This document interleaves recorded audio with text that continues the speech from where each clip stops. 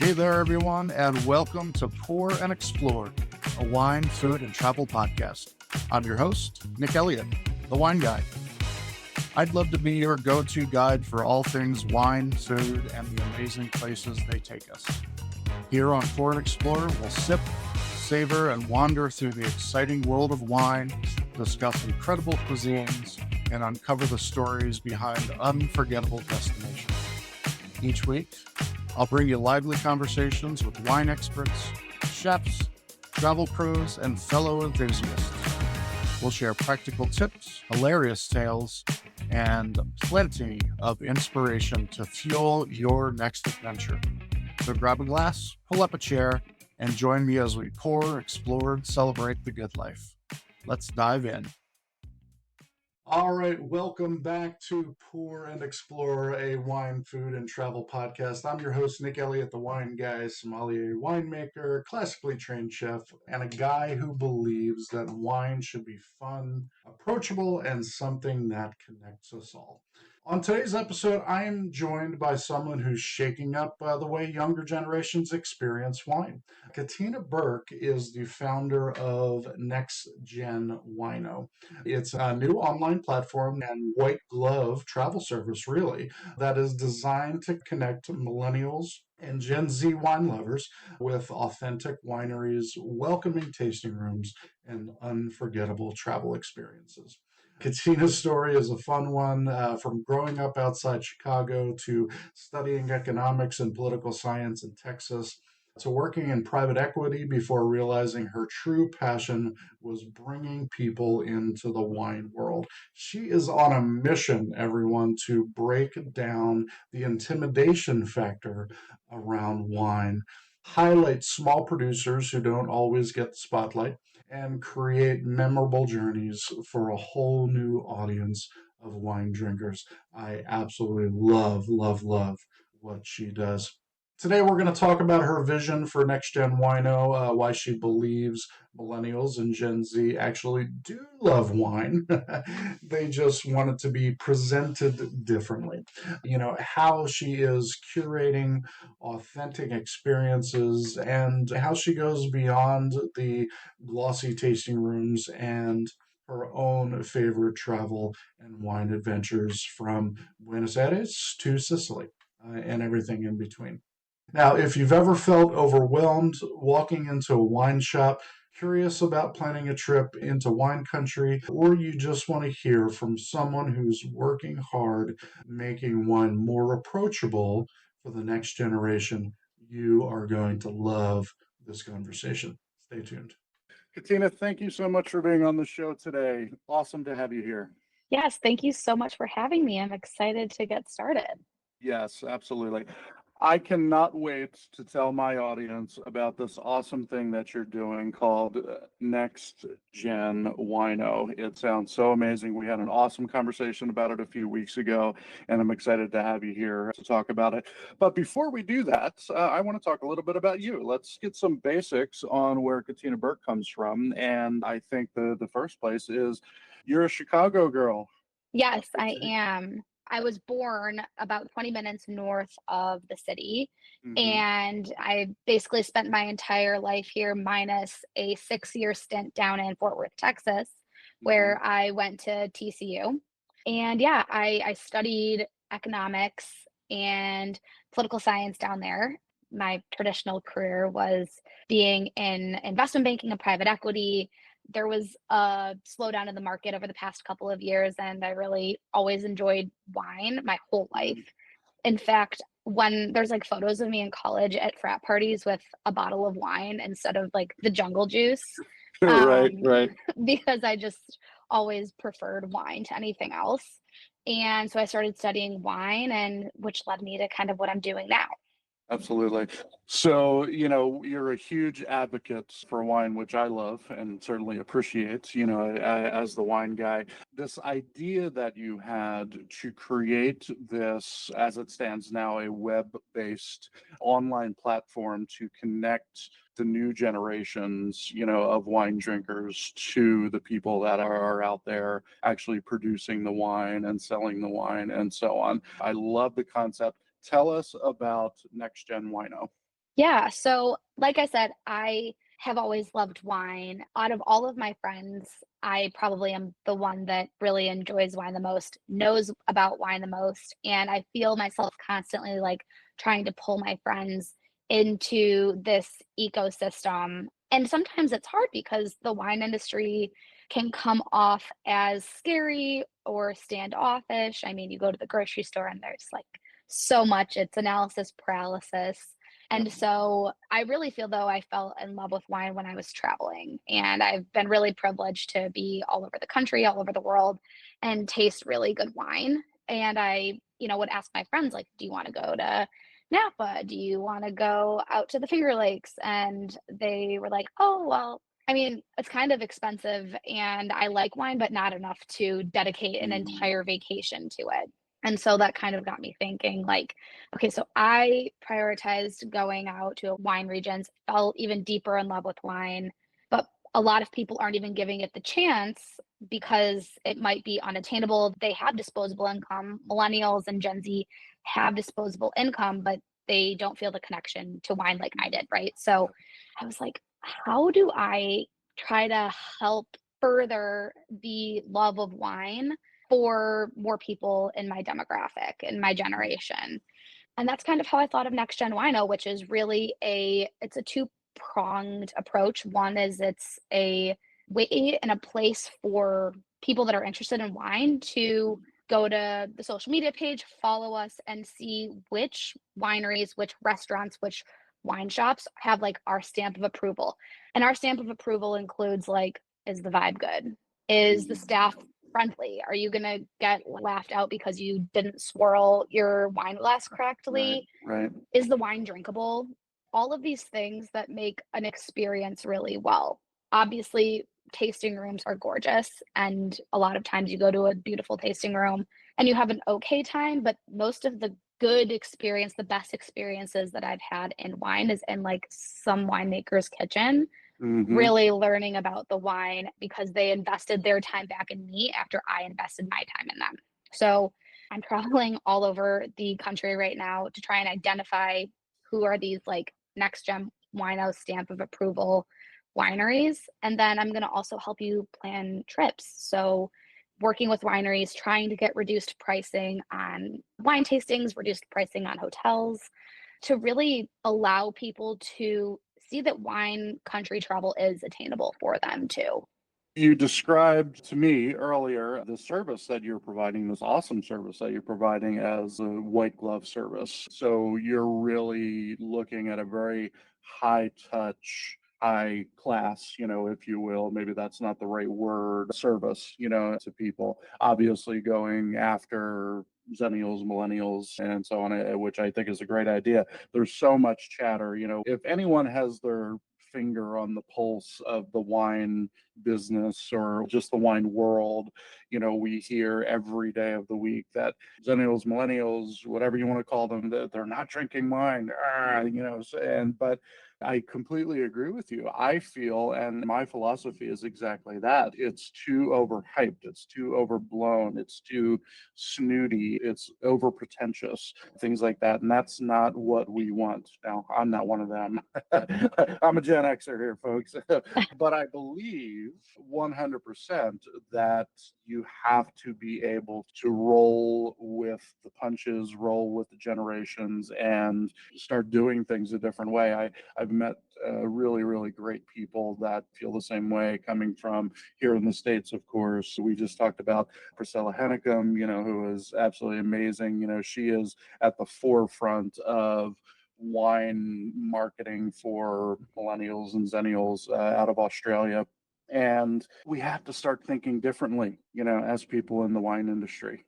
Yeah, I think that also hand in hand with hearing that millennial and Gen Z consumers aren't drinking wine at the same time and in the same breath, people are like, oh, millennials and Gen Z aren't buying things, they're traveling, right? Correct. They're doing things that are experiential, skydiving, going to Europe, going on cruises, whatever it is. And traditional wine marketing, well, actually, wine largely hasn't even had to do much marketing. I mean, look at like wine labels. It's like a picture of a chateau and a name. And it works. It has worked. But for a generation that has had so many things marketed to them in a way that feels authentic, that feels like they belong, it hasn't been until probably the past 5 years that some wine brands have started to really lean in to millennial Gen Z by leaning on influencers and Hmm. social media campaigns, which only I think is like half of it, right? Any influencer can get paid to hawk any product. I think though that if you can go to talk with a winemaker, talk with a sommelier that really understands and believes in their own people, their own generation, that then those people that have experienced that will tell other people. Like there has to be that buy-in from the generation. And I think that there's a lot of wine curious people on the Hmm. sidelines that will love to go to Trader Joe's and pick up a bottle of $5 Vino Verde, which is so good. And they've probably considered going on a trip to Sonoma or New Buffalo, Michigan, because I'm from Chicago, but they haven't pulled the trigger because even when I go traveling to wine regions, I don't know where to go.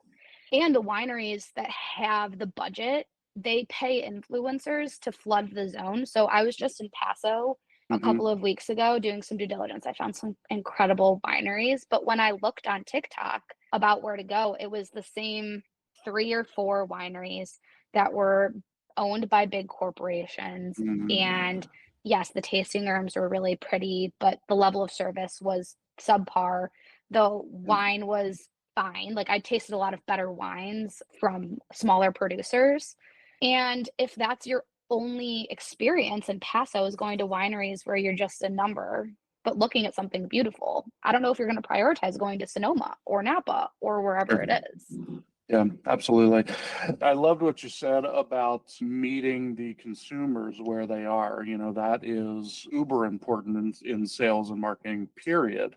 But besides social media, or maybe even including social media, what are the ways that wineries are successfully communicating with the younger generation of wine drinkers? Yeah, I think that's a really great question. I think that right now, in Chicago at least, I'm seeing a lot of smaller, like small production, like 1,000 cases to a couple thousand cases, come to local wine shops in Chicago to be in Mm-hmm. person. Those are typically affordable. I've also Hmm. seen a lot of great producers come for wine dinners in Hmm. Chicago, which Yeah, I think is a great idea, but per plate, it's like $175 per person, which really prices out basically everyone that's a millennial and a Gen Z. But they're doing a really good job at marketing to Gen X and the boomers because they have that much money to spend on that. Also, there's this new orange wine that is from Spain. It's called hmm. Ablo Gulp or Gulp Ablo or something.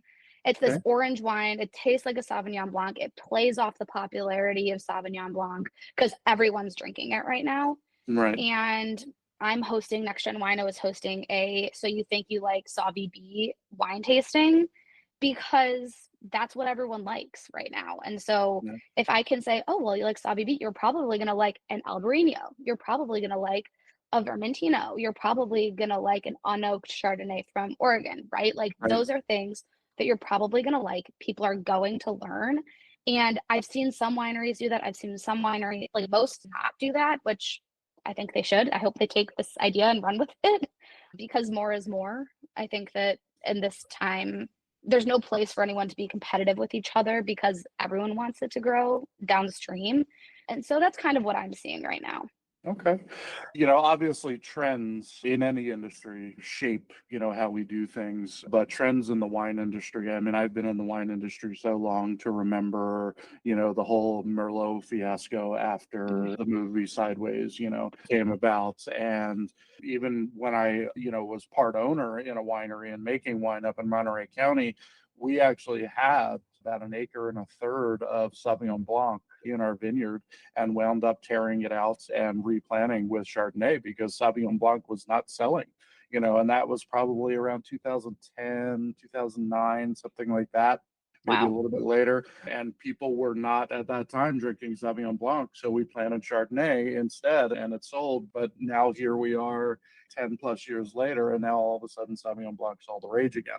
And I also love what you said about, turning people on to other wines beyond the SB world that have a lot of the same characteristics, a lot of the same flavor profiles, aroma profiles, and things like that. I just had a great conversation with someone yesterday talking about the same thing, Sauvignon Blanc, and going to Spanish Verdejo and Vermentino from Italy. And, there's just so many beautiful wines out there that are Sauvignon Blanc like, but they don't necessarily get the attention that they should because the market is now flooded with SB everywhere. Right. And I actually think like Sauvignon Blanc is good. Like Kim Crawford did a great job Yeah. getting Sauvignon Blanc on the map.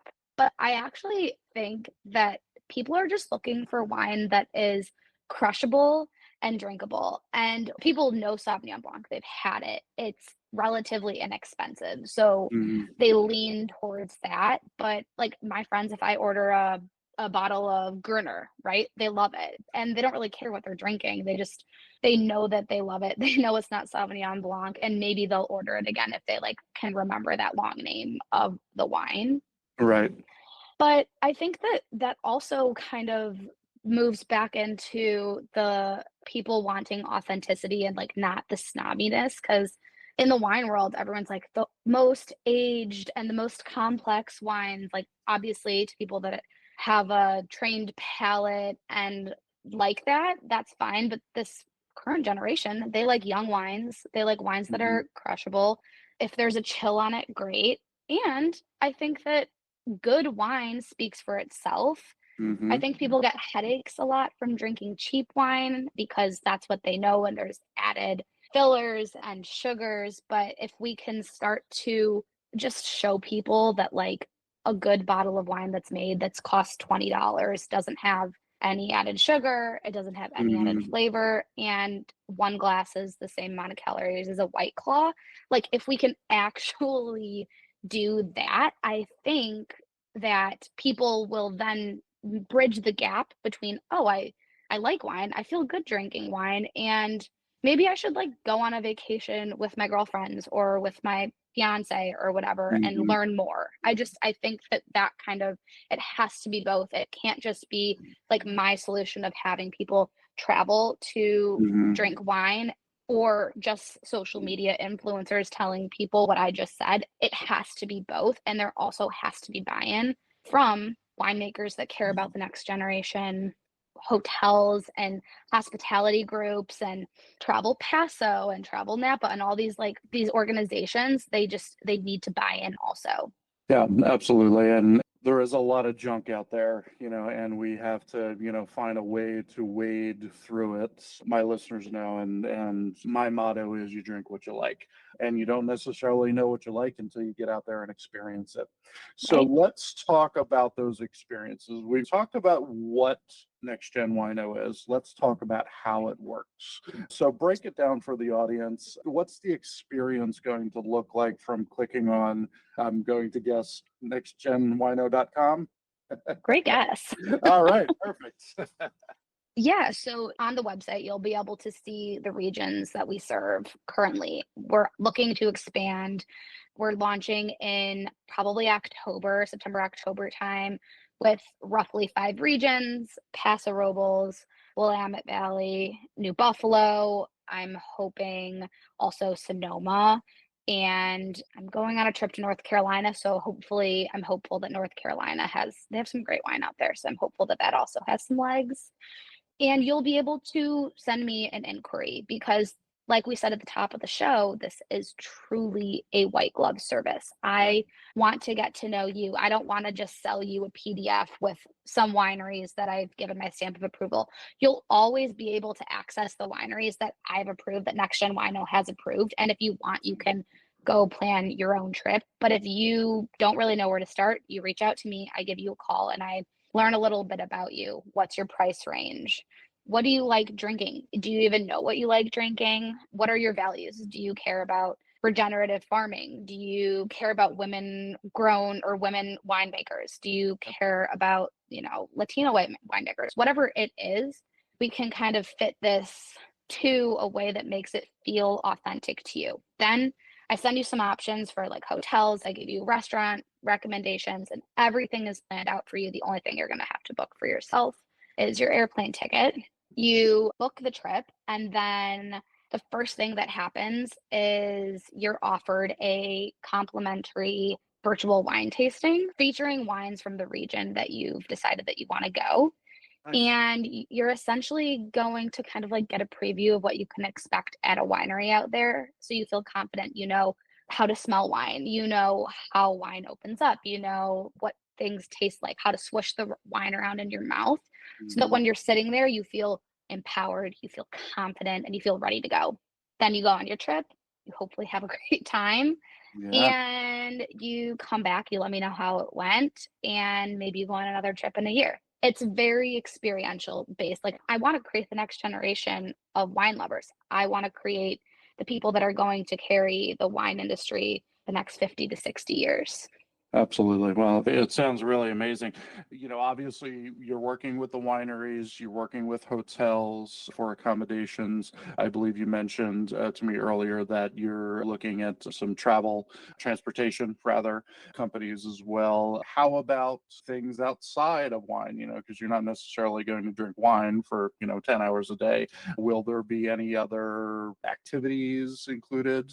Yes, absolutely. So, luckily, wine regions are typically located in places that are beautiful and full of Yes. nature. Yes. So, whether that is a guided hike or a bike ride, there's a lot of like hot air balloons that you can do, cooking classes for people that are not outdoorsy. Also, we're typically where wine grows, olive trees grow. So, there's also some cool opportunities for olive oil.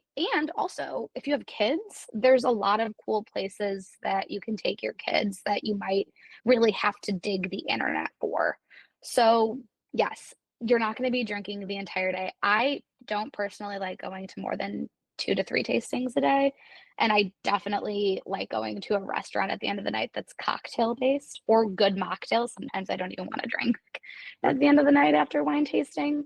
But yeah, it's completely full service, tailored exactly to how and what you want. If your partner likes beer, there can be breweries that we put in there, like Mhm. completely tailored. And I think that that's what I wish existed when I first started planning my trips out to like Napa.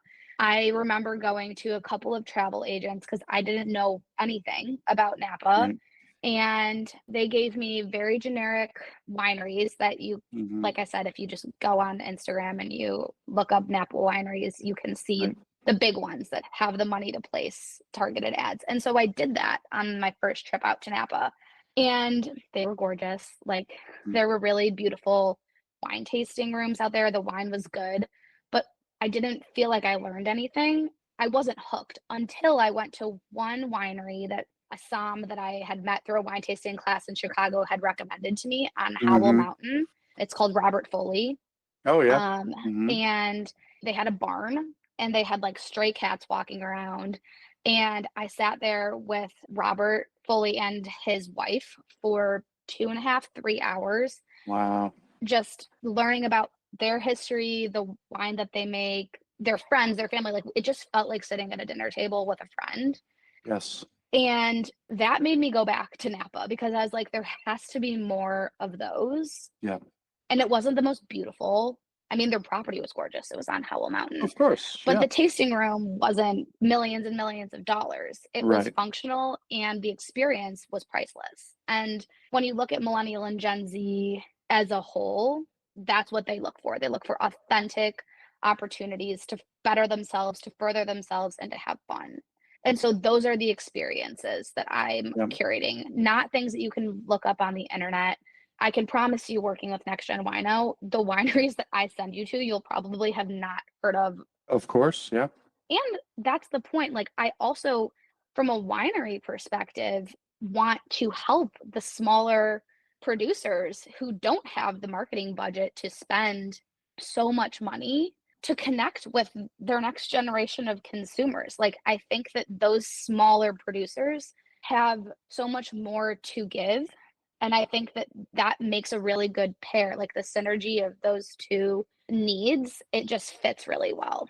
Yeah, and again, it goes back to what we were talking about earlier. You have to meet your consumer where they are. And with people waking up a little bit more, the people who market for the wineries, or if they're doing it themselves, they need to find a way to get to where their consumers are. And, a service like yours sounds like an amazing way, to make that connection, bridge that gap between the people who want to show that really experiential wine experience, for for lack of a better term, and the consumers, the people with the money, the people who actually want to experience, things. So a service like yours sounds absolutely invaluable.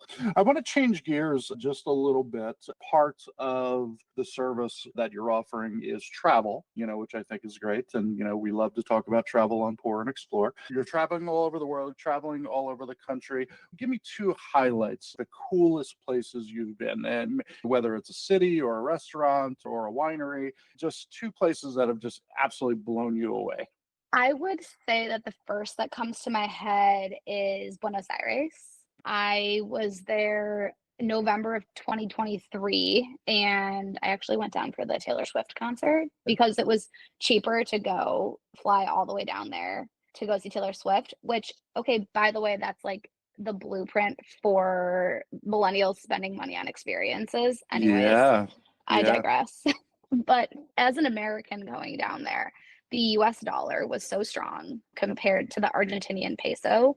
And we were able to eat amazing food, drink spectacular wine. The hospitality down there was unmatched. I think South America often gets overlooked by Americans for Europe, for Asia, which fair because it's also like those are great places too. But that was probably one of the standout vacations that I was even most surprised about because I wasn't expecting it to be as amazing as was. Like we got like a tomahawk steak for like 40 US dollars. Like that would be Wow. hundreds of dollars here. Yeah. Yeah. And we did some wine tasting down there too in Mendoza. Like it was and beautiful and great resorts, like just the pinnacle of hospitality I felt and for a really good price range. And then I guess the second place that I was at recently before it became popular, I was in Sicily. I'm part Sicilian. No, okay. And I discovered my favorite red wine, which is called Frappato. It's like a chilled red wine. Talk about crushable. That's a crushable patio pounder, especially with like a pizza or something. And no, I was in Sicily. I had actually met some of my Sicilian family members for the first Oh, time, which was really cool. They live in this little town outside of Palermo. The beaches were lovely. The people were lovely. The food was obviously amazing. There's so much history there. I didn't realize Sicily had been conquered like so many times by yes. so Yeah. many different places, which is why there's so much different influence in Sicily in terms of cuisine, which I didn't know. And so, yeah, I'd say that those were my two most recent, or not, they weren't that recent, but those trips still like stick out in my mind. Argentina is absolutely awesome. I've not been there. Great wines from Argentina. I just did a Sicilian wine tasting a couple weeks ago at my favorite wine bar here in San Diego, and it was an eye-opening experience. Just, great wines. I mean, Nero d'Avola, of course, great wine from Sicily, but he came out, Roberto, a good friend of mine, came out with all of these great wines. I think we went through 6 or 7 wines from Sicily, and it was just absolutely mind blowing. I had a really, really good time. Yeah, those Etna wines are spectacular. Like for Yes. the volcanic soil and what it does to the grapes. I mean, it's wonderful. And you think volcano and you think like, oh, Santorini, right? Like volcanic ash, Santorini, but I think that the Sicilian Etna designation is spectacular. Yeah, totally. I did an episode not too long ago about terroir, and I talked a lot about volcanic soils and, what that does to wine. Thinking about wines from Sicily, wines from the Pompeii region, that Amalfi Hmm. Coast, and inland and so on. Wines from Baja, Mexico. They have such an intense rustic quality to them, and I love everything about them. Well, very, very cool. What you're doing is awesome. I definitely appreciate it. Things are going to be launching at around the same time that this episode's going to go live. So I'm excited to see the synergy between when this launches and start getting clicks on that website there. A new segment that I've added to my podcast recently is a little bit of a lightning round to get us out here. All right. You ready Awesome. for lightning round, Katina? I am ready. All right, fantastic. Not Cabernet Sauvignon, not Pinot Noir, not Merlot, your favorite red wine. Well, I feel like I kind of said it with Frappato earlier, Mhm. but I also went as close. Well, I'd say they're neck and neck. I love a Dolcetto. Love it. Love it. You've been traveling around the world and you have to have a great travel hack to share with our audience. I would say upgrading with points to travel across the ocean is my one of my biggest travel hacks and or this website called point.me. It's a way that Hmm. you can find low point business class fares, which Yep. make my energy levels way better to like start the trip. So I would say that those are my two biggest Yeah. tricks. Points at me is awesome. There's also another one out there called, it's a weird name, but it totally works. It's called J Goot. It's just get out of town. Oh, That's I haven't another heard one that to one. look in. Yeah, check that one out. I met the owner of J Goot earlier this year on the Marketers Cruise in the Caribbean, and he's an awesome guy. And he's got this great program going on for how to spin your spending into points for travel. So I'll give a plug for him right here. Your absolute favorite food and wine pairing? I would probably go with oysters, East Coast oysters with Sancerre and truffle French fries. Those are probably that's like my favorite girl dinner, and maybe a Caesar Ooh, salad to throw it in also. you're making me hungry. That sounds good. I know. And you've traveled a bunch of different places. What's the one place that you could see picking up roots from Chicago and going there to live permanently? You know, for a long time, I used to say Italy because I loved it out Mm, there, or I do love it out there. But the more time that I spend out in the Sonoma, Napa area, it feels like I lived a past life there. Like there's yeah. just something that continues to pull me in that direction. So I think maybe a piece of property somewhere in the Sonoma area with some olive trees sounds really good. Love it, love it. There's a little town in southern Sonoma County called Petaluma, Oh, and I've yeah. always said to myself that if I were going to live anywhere, maybe after I retire, I love being in the city. I'm a city boy. I was born and raised in Philadelphia. I live in San Diego. I spent about 16 years in small town California making wine, but I could see myself going to Petaluma in southern Sonoma County and just amazing olive trees, wines, great food, easy access. It's an awesome place to be. Katina, thank you so much for your time today. I really, really appreciate it. We're excited to see Next Gen Wino come live September or October of 2025. Make sure you check it out. I will have all of Katina's links in the show notes. So please go down and check that out. It's an awesome service. Thank you for being on the show. Thank you for having me. My pleasure. All right. What a great conversation with Katina. Thank you again so much for being on the show. I love what she's building with Next Gen Wino. It's fresh, it's exciting, and it's exactly the kind of approach that's going to keep the wine industry alive and thriving for the next 50 years. We have a lot of the same philosophies, she and I was so glad I got to meet her and was lucky enough to have her on Pour and Explore. So thank you very much again, Katina. Be sure to check the show notes for all of Katina's links. You're going to find those in notes. Follow Next Gen Wino and keep an eye out for the launch later this year. We should be airing this sometime in September, October, but she is ready to put her child out into the world. Next Gen Wino. It's going to be amazing. I know I'm going to be getting it, and I highly encourage you to as well. If you're looking for authentic, curated wine travel experiences, she is creating something really, really special, and we're very, very much simpatico in that way. So really, really awesome. If you enjoyed today's episode, don't forget to subscribe to Pour and Explore wherever you listen to your podcast. If you want to watch me on video, you head over to YouTube. If you just want to hear me drone on if you want to hear me talk about super exciting things when it comes to wine, food, and travel, head on over to Apple, Spotify, or one of those other cool places that you can listen, and make sure you subscribe and follow so you never miss one of these conversations. While you're at it, go show Katina some love and subscribe to Next Gen Wino's channels too. You're going to find those in the notes, because supporting each other is what it's all about. Thank you so much for your time today, everybody.